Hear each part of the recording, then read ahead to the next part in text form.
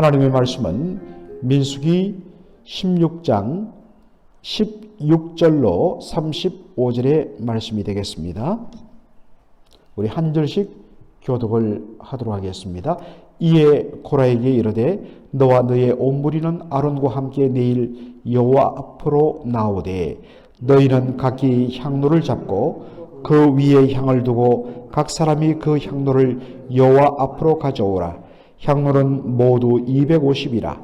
너와 아론도 각각 향로를 가지고 올지니라. 그들이 각기 향로를 취하여 불을 담고 향을 그 위에 두고 모세와 아론으로 더불어 회막문에 서니라. 고라가 온 회중을 회막문에 모아놓고 그 두 사람을 대적하려 하며 여호와의 영광이 온 회중에게 나타나시니라. 여호와께서 모세와 아론에게 일러 가라사대 너희는 이 회중에게서 떠나라. 내가 순식간에 그들을 멸하려 하노라. 그 두 사람이 엎드려 가로되 하나님이여 모든 육체의 생명의 하나님이여 한 사람이 범죄하였거늘 온 회중에게 진노하시나이까. 여호와께서 모세에게 일러 가라사대 회중에게 명하여 이르기를 너희는 고라와 다단과 아비람의 장막 사면에서 떠나라 하라. 모세가 일어나 다단과 아비람에게로 가니 이스라엘 장로들이 쫓았더라.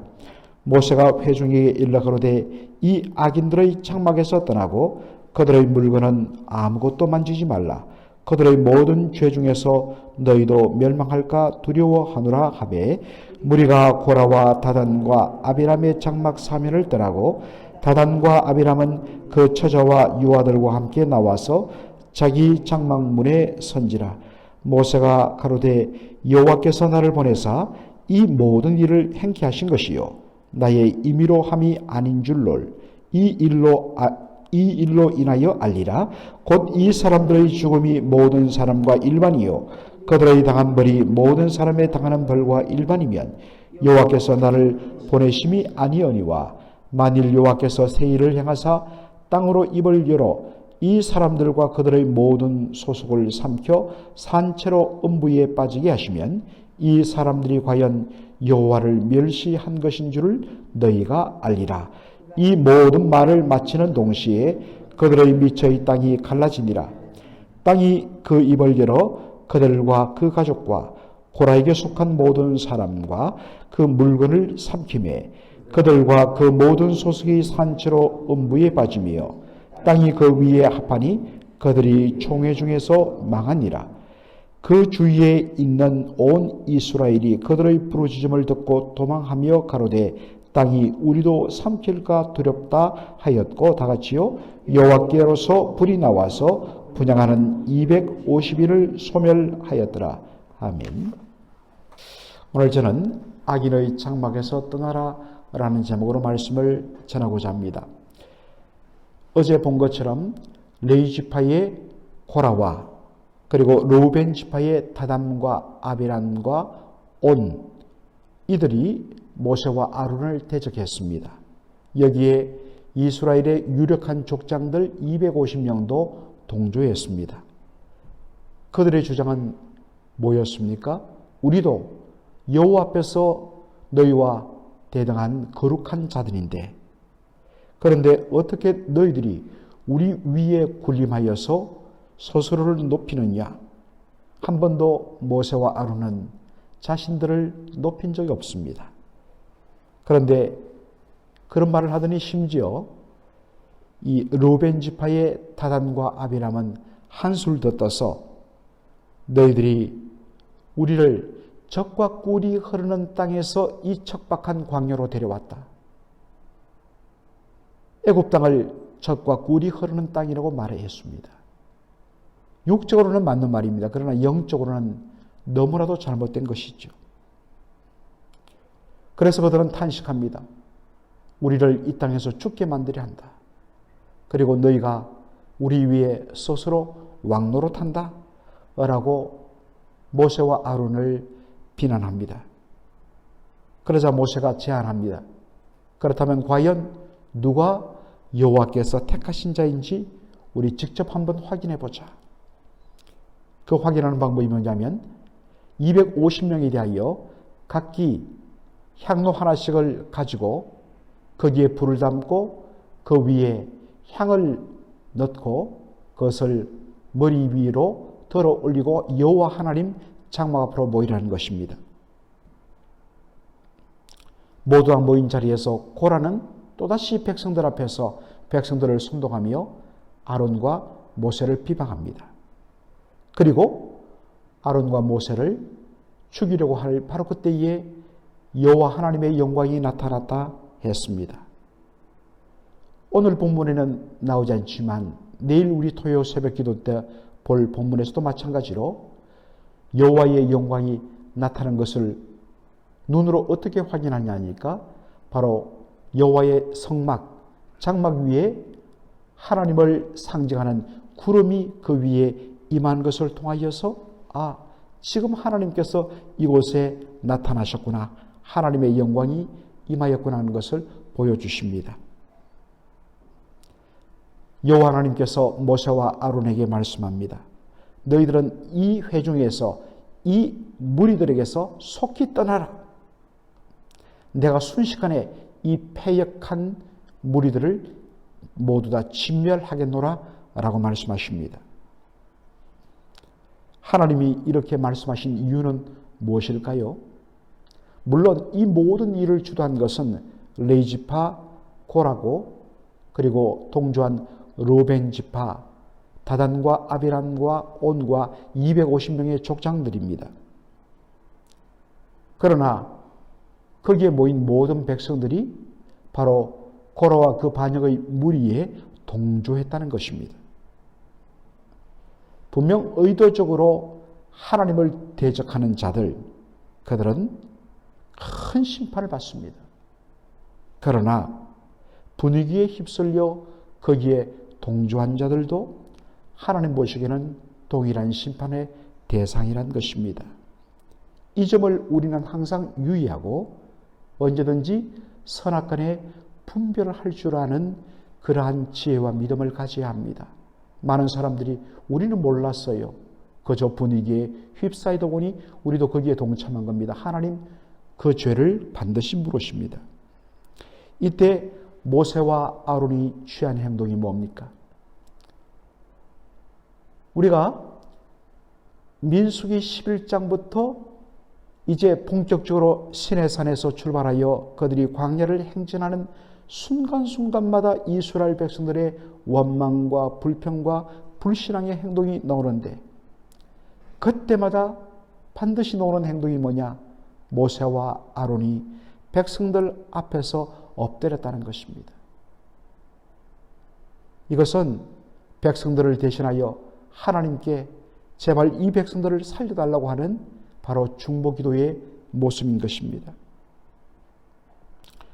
여기서 구체적으로 모세와 아론이 하나님 앞에 백성들을 위하여 그 패역한 백성들을 향하여서 기도하는 내용이 나옵니다. 하나님이여 한 사람이 범죄할거늘 고라가 이 모든 것을 주도하였는데 온 회중에게 진노하시겠습니까?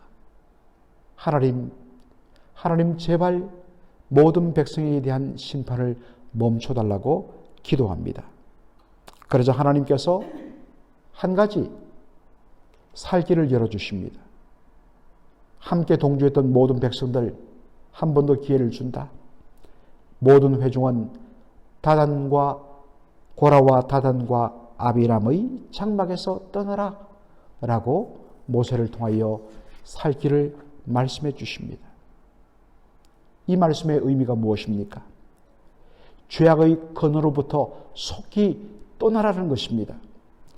그 죄악의 근원과 절대로 가까이 하지 말라는 것입니다. 심지어 요구되는 것은 그들을 떠나는 어떠한 모습에 있어서 그들과 관련된 어떠한 것들도 물건 하나도 만지지 말라는 것입니다. 완전히 그들과 단절하고 그 죄악 가운데서 떠나야 된다는 것입니다. 그런데 떠나지 않고 계속 그들과 함께하고 그 주위를 맴돈다면 하나님께서 그 심판 가운데 그들도 함께 멸망당하게 될 것이라는 말씀입니다. 이 모세와 아론의 하나님 말씀 전달 앞에 거기에 모였던 무리들이 주섬주섬 멀찍이 물러납니다. 그리고 그 자리에 유일하게 남은 자들은 바로 다단과 아비람의 처자들, 그들의 아내와 그들의 자식들, 그리고 여전히 끝까지 그들을 추종하는 일부 세력들이었습니다. 모세가 그 자리에 주변으로 물러선 백성들에게 말합니다.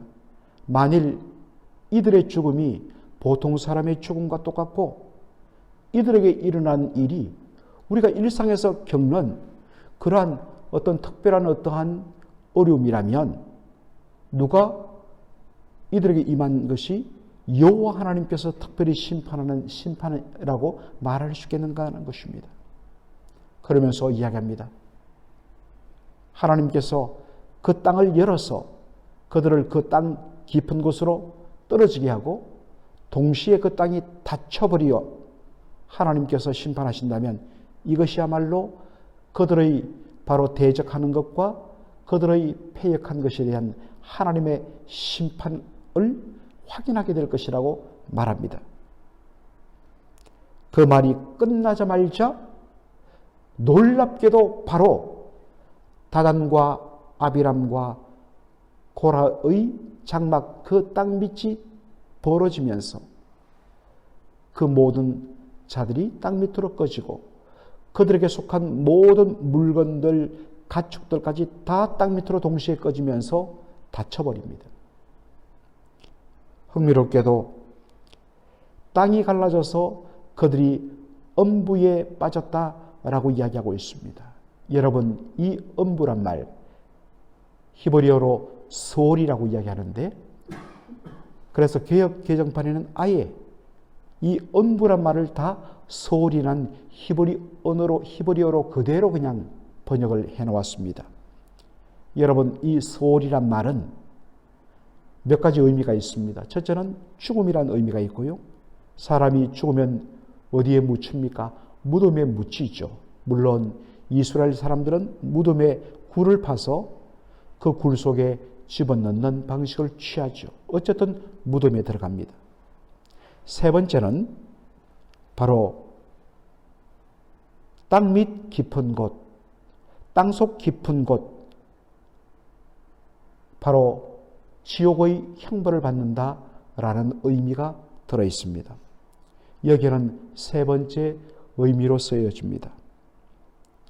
하나님께서 하나님의 종들을 대적하며 하나님을 향하여 패역한 주도적인 일을 했던 자들, 그리고 그들에게서 떠나지 않고 끝까지 그들과 함께한 자들을 하나님이 심판하시는데 완전히 지옥의 심판을 내린다는 의미에서 성경은 그저 땅 밑이 아니라 땅 밑 음부로 그들이 빠져들었다라고 직접적으로 말씀하시는 것입니다. 그리고 250명의 족장들, 여러분, 그들이 머리에 향로를 들고 왔다는 것, 원래 하나님 앞에 분향하는 것, 향로를 들고 향을 피우는 일은 오직 제사장만이 하는 일입니다. 우리가 아론 계열의 집안과 제사장들과 무엇이 달라서 저들만 하나님 앞에 저렇게 설 수 있느냐? 우리도 제사장 노릇하겠다고 나섰던 자들, 그런데 그들의 그 머리에 위로 들어 올렸던 향로에서 불이 나와서 250명 전원이 다 불에 태워 죽는 그러한 심판을 당하게 됩니다. 이것을 통하여 하나님께서 이들의 죄악이 얼마나 무서운 죄악임을 보여주고, 동시에 이것을 통하여 그 누구도 하나님이 세우신 아론과 모세의 권위를 도전하지 못하도록 하나님 눈으로 보여주십니다. 물론 하나님께서 항상 그렇게 하지는 않습니다. 어떤 의미에서는 이런 사건을 통하여서 하나의 본보기로 보여주시면서 오고 오는 세대에 경고하시고 바로 경계의 말씀으로 사건으로 보여주십니다. 자, 그런데 내가 하나님 앞에 함부로 하고 하나님이 세우신 자들을 함부로 내가 대하는데도 나 안 죽던데, 나 심판 안 받던데, 죄송하지만 여러분, 그것이 더 무서운 심판입니다. 차라리 하나님께서 강력하게 다루어서 그러한 두려움을 겪게 만들면 그 사람들은 회개하고 돌이킵니다. 물론 패역하면 내일도 보겠지만 이러한 사건을 겪고도 또다시 하나님을 원망하며 대적하며 모세와 아론을 공격하다가 하나님이 연병으로 심판하여서 전염병으로 14,000명 이상이 죽임당하는 사건이 나오기도 하지만 이건 정말 극단적인 패역이고 대부분 경우에는 그런 하나님의 징계와 하나님의 심판을 한번 맛보면 그 다음부터는 조심하게 됩니다. 그러나 그렇게 했는데도 어떠한 심판도 어떠한 하나님으로부터 매도 없다. 야, 괜찮네. 괜찮은 게 아닙니다. 그것이 더 무서운 겁니다. 왜냐하면 그러면 그 사람은 괜찮은 줄 알고 계속 그런 행동을 하다가 죽습니다. 그러면 끝이에요. 그게 제일 무서운 심판입니다. 여러분, 심판 중에 제일 무서운 심판은 하나님이 심판하지 않고 그래, 네 멋대로 한번 살아봐 라고 내버려두는 심판입니다. 여러분, 그게 제일 무서운 겁니다. 얼마나 무서운 심판인지 모릅니다. 자, 여기서 우리는 한 가지, 아마도 여러분들 성경을 자세히 읽으신 분들은 한 가지 의문이 들 것입니다.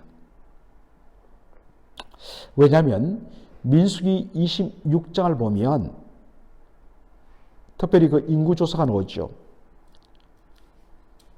첫 번째 인구조사가 출애굽하고 나서 시내산 광야에서 이루어지고, 그리고 40년 연단 생활 후에 바로 모압 광야에서 두 번째로 가나안 땅에 들어가기 전에 바로 인구조사가 나옵니다. 그래서 이 성경을 민수기, 백성들을 헤아렸다 해서 민수기라는 이름이 붙여져 있습니다. 민수기 26장에 보면 고라와 다단과 아비람의 반역으로 그 무리들이 다 죽었다고 되어 있습니다. 그런데 민수기 26장 11절에 그러나 고라의 아들들은 죽지 아니하였더라 라고 했습니다. 인구조사를 해보니까 그게 다 드러나잖아요. 오늘 본문에 보면 하나님께서 그 반역한 무리들을 심판하실 때 땅을 갈라져 열어서 고라와 다단과 아비람, 그리고 그들에 속한 모든 처자와 유아들을 하나님께서 땅속으로 다 빠져서 땅을 닫아서 그들을 다 심판하여 멸했다 했지 않습니까? 그런데 어떻게 고라의 아들들은 죽지 않았을까? 자, 여러분, 민수기 16장 27절을 보면 이렇게 되어 있습니다.